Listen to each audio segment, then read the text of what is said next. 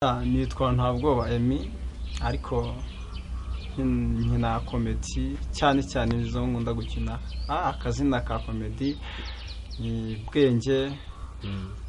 Abanzi cyane banzi kuri Bwenge kuko comedy nkina zirabashimisha cyane tumva.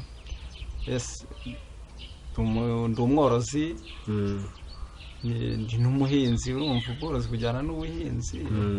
nkaba icyo nkize imbere cyane nuko buriya umuntu akora ikintu kimurimo aba afite, buri muntu wese avukana impano, ntawe utavukana impano. Yes, nanjye nisanze muri comedy ndabikora, birambona birampiriye. Gusa imbogamizi mpura nazo mu buzima busanzwe nuko ntago twe twagira ibikoresho. Abana bahanga bagiye he? Mu buzima busanzwe ndi umunyeshuri, nkaba nkina filime, amateatre, sometimes nkanakina za comedy nyine. Narembye meze nabi. Warembye? Meze nabi rwose. Malaria. Kuremba malaria? Malaria reka nkubwire, malaria imica abantu cyane. Malaria imeze nabi cyane. Ibaze nanjye rero iramfite. Amazina yanjye nitwa Vumana Peter, nkaba mfite imyaka 20 y'amavuko, nkaba nkunda gukina film, theatre, comedy, nkaba ndi na director wa film. Rero hari imbogamizi dukunda guhura nazo cyane cyane nko muri tired film industry yacu.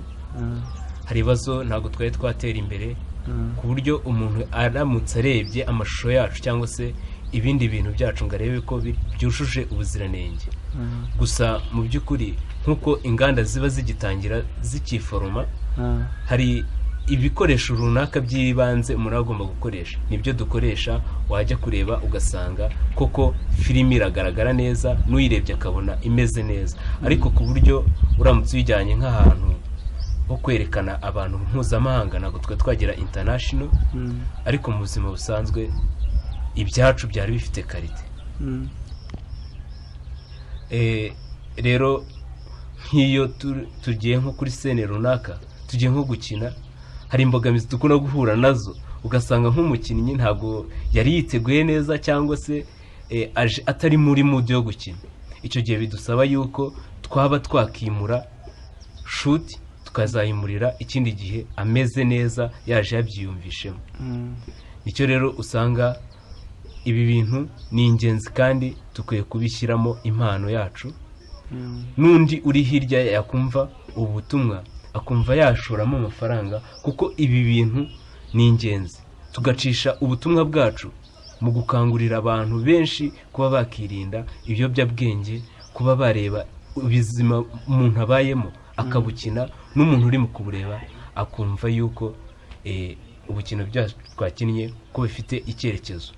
Rero nkaba numva nasaba abantu bose n'abafite impano n'abatazifite yuko bakaza bakiyandikisha muri Tired Film Industry, bakaba bakazamura impano zabo babinyujije mu gukina film, bikagera no mu rundi rwego.